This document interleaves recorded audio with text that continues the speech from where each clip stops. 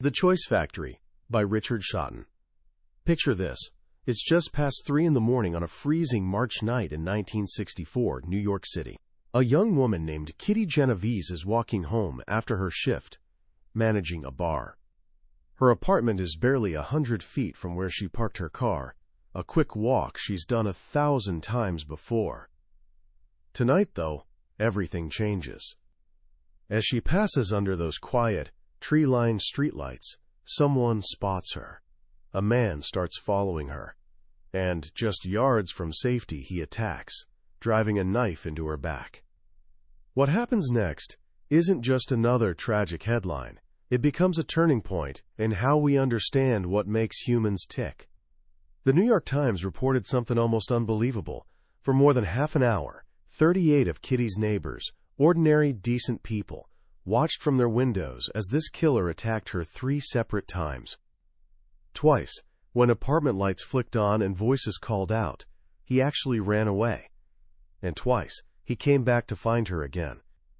Through this entire nightmare, stretching over 30 minutes, not one person dialed the police. Someone finally made the call, but by then, Kitty was already gone. The whole city erupted in outrage. How on earth could this happen? How could 38 people witness a murder and do absolutely nothing? Everyone assumed it was a story about apathy, about how cold and heartless big city life had made people. But 2 psychologists, Bibb Latané and John Darley, read that story and thought something completely different, something that sounds almost backwards. What if nobody helped precisely because there were so many witnesses? What if the real problem wasn't that people didn't care, but that responsibility got scattered among too many people? This single, haunting question opens the door to a hidden world that runs our lives without us even knowing it. It's the world Richard Shotton explores in his brilliant book, The Choice Factory. This isn't just another marketing book. It's actually a manual for understanding how your mind works. Shotton reveals 25 invisible psychological biases that pull our strings every single day, shaping what we buy, who we trust, and what we believe. For decades, advertisers and marketers have been working with flawed assumptions about how people think. Shotton pulls back the curtain on a truth that's both simpler and way more fascinating. We're not the rational, logical creatures we imagine ourselves to be.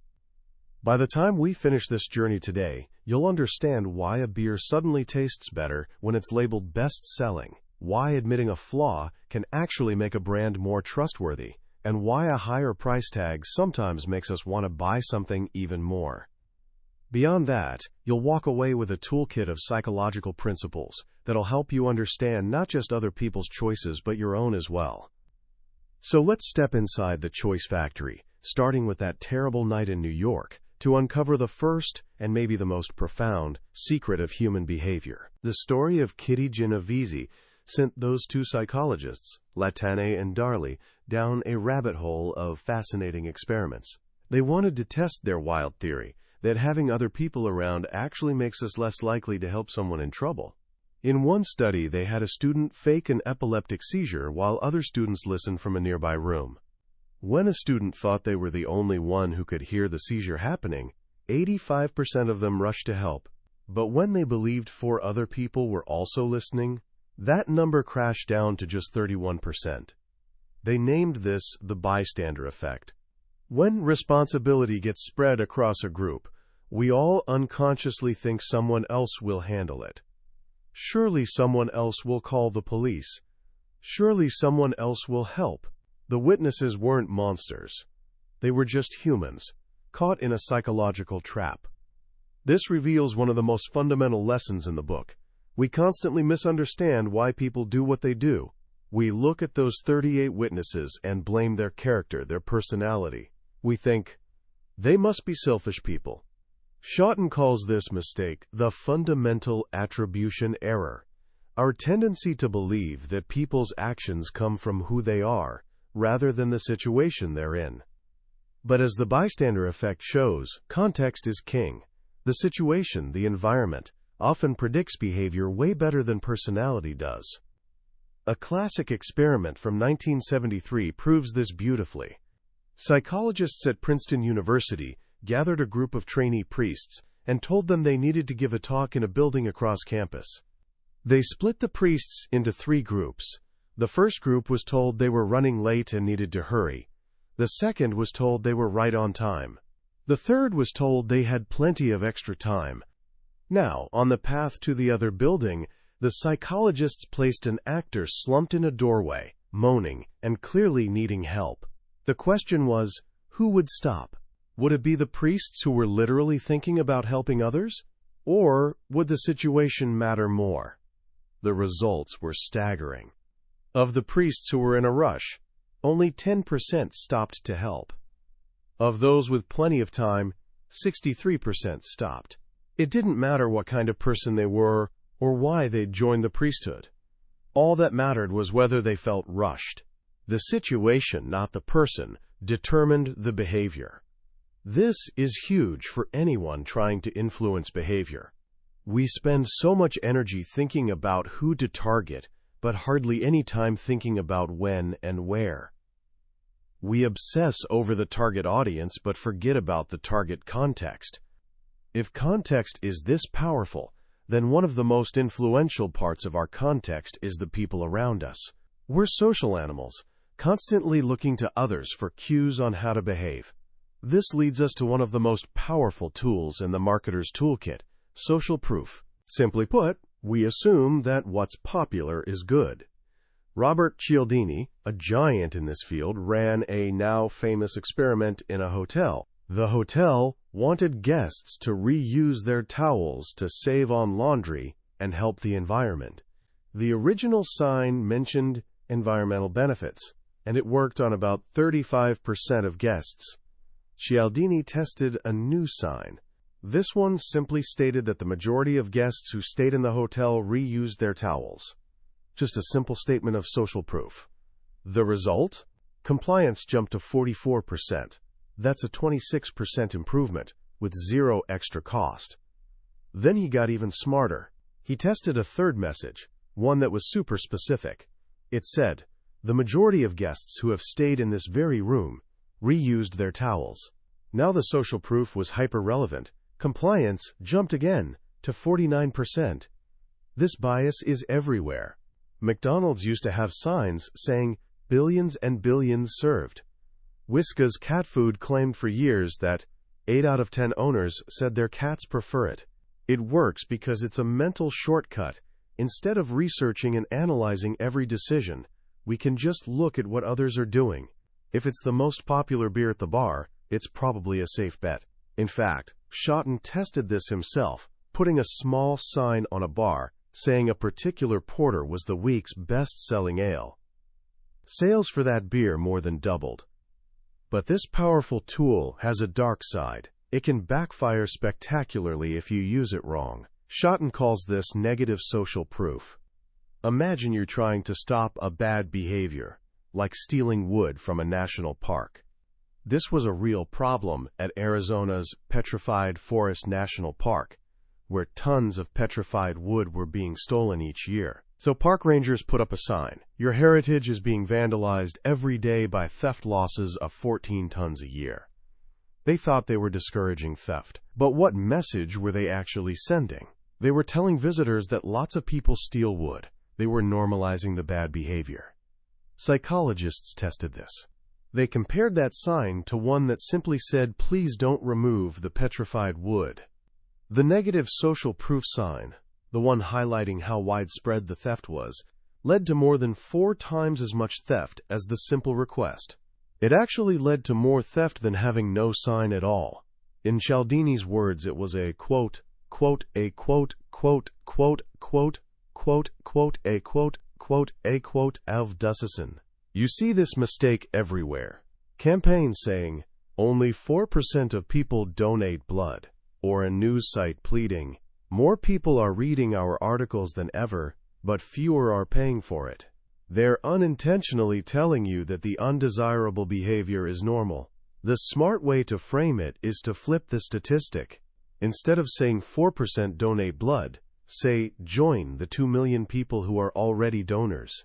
Always emphasize the popularity of the behavior you want to encourage. So we follow the crowd.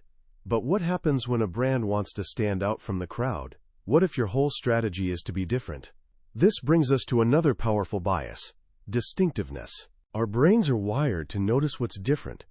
Think about a long line of text: JRM, TWS, ALS, HUC, 153, FDY. What do you remember? You remember the number. This is called the von Restorff effect, named after the psychologist who discovered it in the 1930s. Things that stand out are more memorable. Shotton ran his own version of this experiment. He showed people a list of logos from 11 car brands and one fast food brand. Guess which one they remembered most? People were 4 times more likely to recall the fast food brand than the average car brand. It was memorable simply because it was different. This might sound obvious, but look around at most advertising. Car ads all show sleek vehicles on winding country roads. Watch ads almost always show the time as 10 past 10. Beer brands all sponsor football. There's a herd mentality that makes everything feel safe and familiar, but also completely forgettable. The greatest brands often achieve their status by breaking these category norms.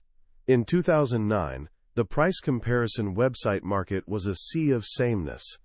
All the brands talked about functional benefits, how many insurers they compared, how much money you'd save. Then one brand, Compare the Market, broke ranks. Instead of another boring ad about savings, they introduced a family of Russian meerkats. It was absurd, emotional, and completely different. The result? The brand rocketed from 4th place to 1st in the market. They achieved their entire year's business objectives in just 9 weeks. Their distinctiveness paid off massively. The lesson is simple but profound. When the world zigs, zag. Apple used this principle brilliantly when they launched the iPod. At the time, all headphones were black.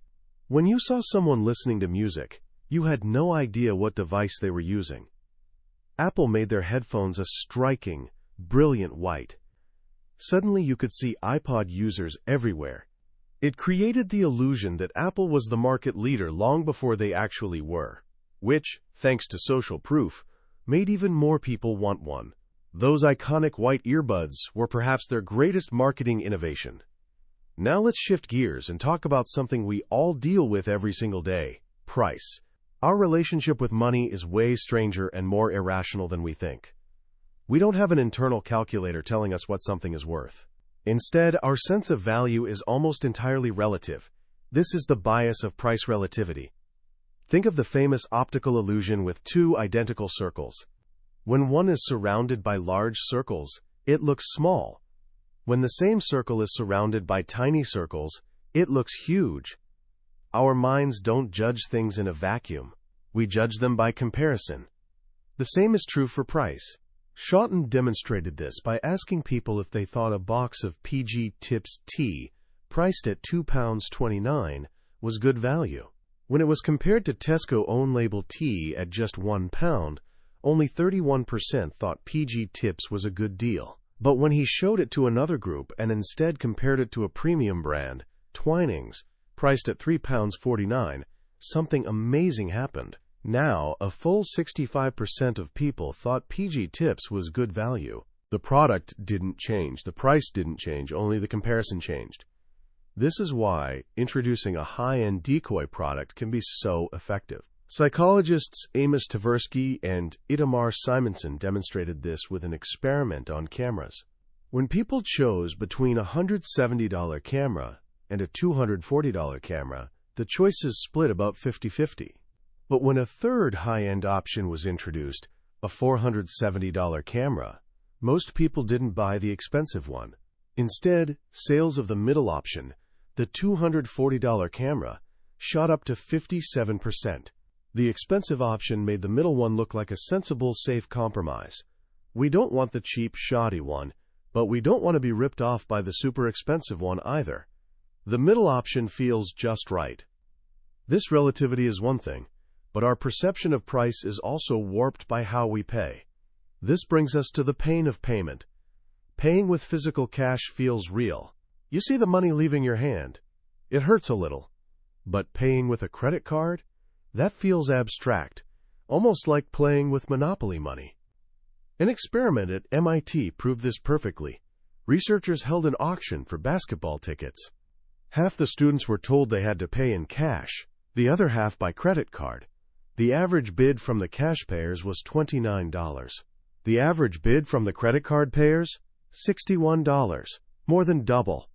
The less tangible the payment, the less it hurts, and the more we're willing to spend. This is why casinos use chips instead of cash. And it's why the rise of contactless payments is so powerful for retailers. An experiment in London coffee shops found that people paying with cash tended to overestimate how much they'd spent, while people using contactless cards underestimated their spending. The memory of the purchase feels cheaper, which makes you more likely to come back. The way a price is presented can also reduce this pain. Removing the dollar or pound sign from a menu can boost sales by as much as 8%. It just feels a little less like you're spending real money. And then there's charm pricing, the magic of ending a price in a 9. We all know that £3.99 is basically £4, but our brains don't quite see it that way. Because we read from left to right, the first digit anchors our perception. We see the 3, and our brain encodes the price as being in the £3 range. An analysis by the sales platform Gumroad found that items with a charm price like $3.99 had a conversion rate 51% higher than items priced just a penny more at a rounded figure like $4. But what if a high price isn't a problem to be solved? What if it's actually an advantage? In certain categories, a higher price can actually increase a product's appeal and even its performance. This is the world of Veblen goods, named after the economist Thorstein Veblen. The psychologist Dan Ariely tested this with a fascinating experiment involving a fake painkiller. He told participants they would receive 2 small electric shocks, one before taking the painkiller and one after. Half the participants were told the pill cost $2.50. The other half were told it cost just 10 cents. Of course, the pill was just a placebo, a sugar pill with no active ingredients. But here's what happened. Among those who took the cheap 10-cent pill, 61% reported a reduction in pain. Not bad for a sugar pill. But among those who took the expensive $2.50 pill, a staggering 85% felt less pain. The high price set a higher expectation, and that expectation literally changed their physical experience. This isn't just about medicine. Our brains use price as a shortcut for quality. If it's more expensive, it must be better. This is why you might enjoy a glass of sparkling wine, but the moment you find out it's a £4.99 bottle from the corner store, you suddenly notice it's a bit too sweet. Your enjoyment isn't just about the liquid in the glass, it's about the story the price tells you. The way we first encounter a brand or product also has a disproportionate impact on our lasting impression. This is the primacy effect. First impressions are sticky. They create a lens through which we interpret everything that follows. In a classic 1946 experiment, the psychologist Solomon Asch described a person to 2 groups of students. He told Group A that the person was intelligent, industrious, impulsive, critical, stubborn, and envious. He told Group B the exact same words, but in reverse order: envious, stubborn, critical, impulsive, industrious, and intelligent. The descriptions were identical, but the order changed everything. Group A, who heard the positive traits first, formed a largely positive impression. They thought he was a capable person with a few minor flaws. Group B, who heard the negative traits first, saw him as a, quote, problem person, whose abilities were held back by his bad character. The first words created a direction for their judgment, and everything else was made to fit that initial impression. This is why a brand's launch is so crucial. You only get one chance to make a first impression, and if that first impression is negative, all your future messages will be fighting an uphill battle. This power of first impressions also relates to our expectations. What we expect to experience often becomes what we do experience. This is expectancy theory. A wonderful experiment by Brian Wansink at Cornell University showed this with brownies. He gave out free brownies to students but served them in 3 different ways: on a fancy china plate, on a paper plate, or just on a napkin. The brownies were all identical, but the students' experience was not. The brownies on the china plate were rated as excellent, those on the paper plate were good, and those on the napkin were just okay. Even more amazingly, when asked how much they would pay for the brownie, the students offered more than double for the one served on china, $1.27 compared to 53 cents for the one on the napkin. The presentation changed the expectation, and the expectation changed the taste. This means how you describe something matters just as much as what it is. Renaming red beans with rice to Cajun red beans with rice on a menu boosted its appeal by 13%. The more descriptive, evocative language created a better expectation, which in turn created a better tasting meal. Good copywriting is like a china plate. So if creating a perfect, polished image is this powerful, does that mean brands should never show any weakness? Not at all. In fact, one of the most counterintuitive and charming biases is the pratfall effect. It says that admitting a flaw can actually make a person or brand more appealing. The psychologist Elliot Aronson discovered this when he had students listen to a recording of a student answering quiz questions. The student was brilliant, answering 92% of the questions correctly. In one version of the recording, after the quiz, the student clumsily spills a cup of coffee all over himself. In the other version, this pratfall doesn't happen. Which version of the student did people like more? The one who spilled the coffee. The mistake made him seem more human, more approachable, less intimidatingly perfect. This works for brands too. Some of the greatest ad campaigns in history have been built on admitting a weakness. Volkswagen's legendary campaign for the Beetle in the 1960s embraced its flaws. One ad had the headline, "Ugly is only skin deep." Another simply said, "Think small." This honesty was disarming. It made people trust everything else, VW said. Avis, the car rental company, built their entire business on being number 2. Their famous tagline was, "When you're only number 2, you try harder." It was brilliant psychological judo. By admitting their weakness, they're not the market leader. They credibly establish their strength. They have better customer service. We intuitively understand that nothing is perfect. So when a brand is open about its flaws, we not only trust it more, we often like it more too. Guinness takes longer to pour, but that implies it's worth the wait. Listerine tastes bad because it's a serious, medicinal product. Admitting a flaw can be a powerful signal of confidence and honesty. Now, all these biases, from social proof to the pratfall effect, are powerful tools. But why don't more people in business use them? Why do so many brands still rely on bland, forgettable, and ineffective marketing? This brings us to a set of biases that affect not the consumer, but the marketer. The biggest trap is the curse of knowledge. Once you know something, it becomes incredibly difficult to imagine what it's like not to know it. A famous Stanford experiment illustrated this perfectly. A group of people were asked to tap out the rhythm of a well-known song, like "Happy Birthday," while another group had to guess the song. The tappers predicted they'd be successful about 50% of the time.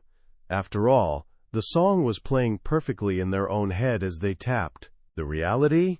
The listeners guessed the song correctly only 2.5% of the time. To them, it wasn't a melody, it was just a series of disconnected taps. Marketers are the tappers. We're so immersed in our own products, our own jargon, our own strategies, that we can't imagine what it's like to be a normal consumer who spends maybe 3 seconds thinking about our brand in an entire year. This curse leads us to create ads that are too complicated, too full of insider information, and too subtle to be noticed by someone giving it a quick glance. We approve a poster design by scrutinizing it from 2 feet away in a boardroom, forgetting that a real person will see it for 2 seconds from across a busy street. This is compounded by overconfidence. Most of us think we're above average. A study found that 88% of drivers believe they're safer than the average driver, which is statistically impossible. Shotton surveyed people in the marketing industry and found that 83% of them claimed to be better at their jobs than their peers. This overconfidence makes us trust our own gut instinct way too much. We believe our next creative idea is going to be brilliant, so we don't feel the need to test it properly. We fall in love with our own ideas and fail to see them from an outside perspective.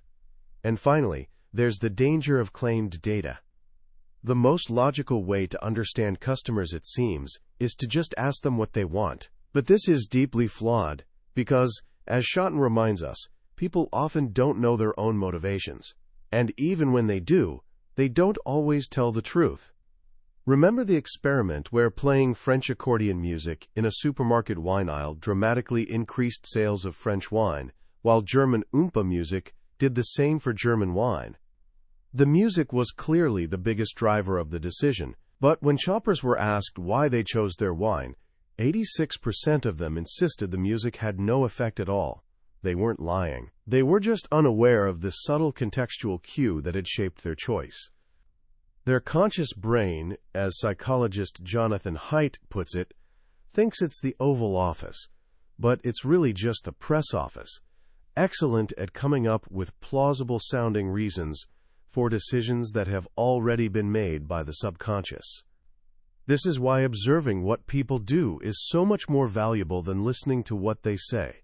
The world of our choices isn't governed by rational deliberation. It's a bustling factory of mental shortcuts, environmental cues, and deeply ingrained psychological biases. Understanding how that factory works is the key to influencing behavior, whether you're trying to sell a product, encourage a healthy habit, or simply better understand the strange and wonderful workings of the human mind.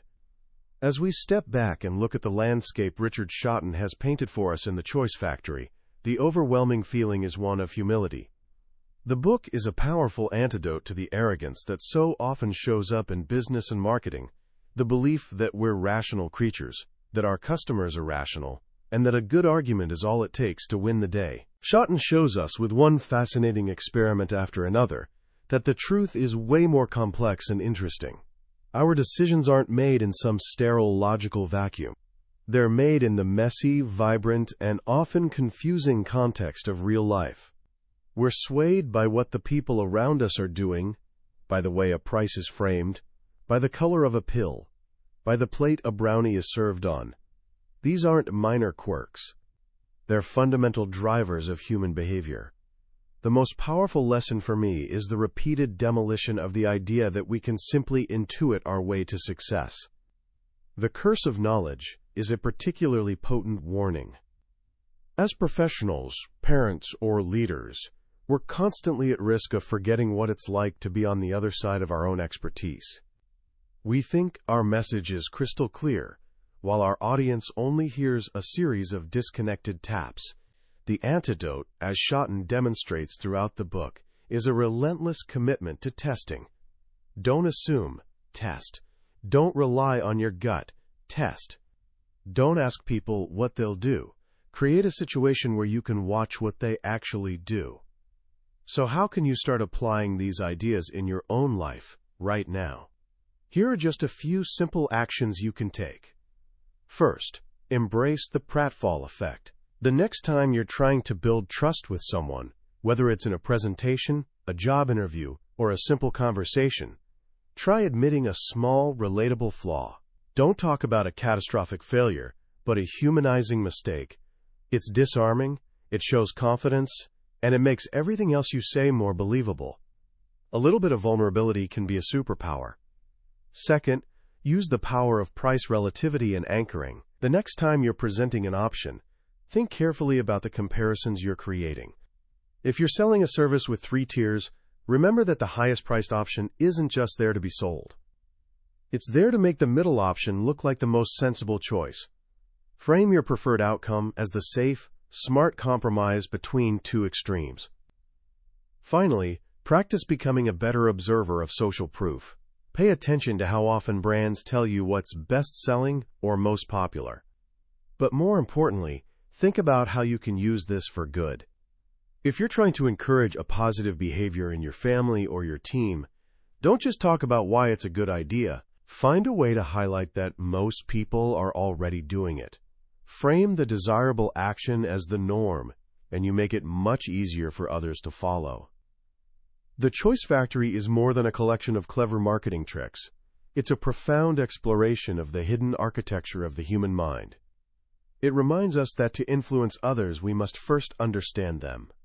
And to understand them, we must look past what they say and watch what they do, recognizing that we're all, in our own way, beautifully and predictably irrational.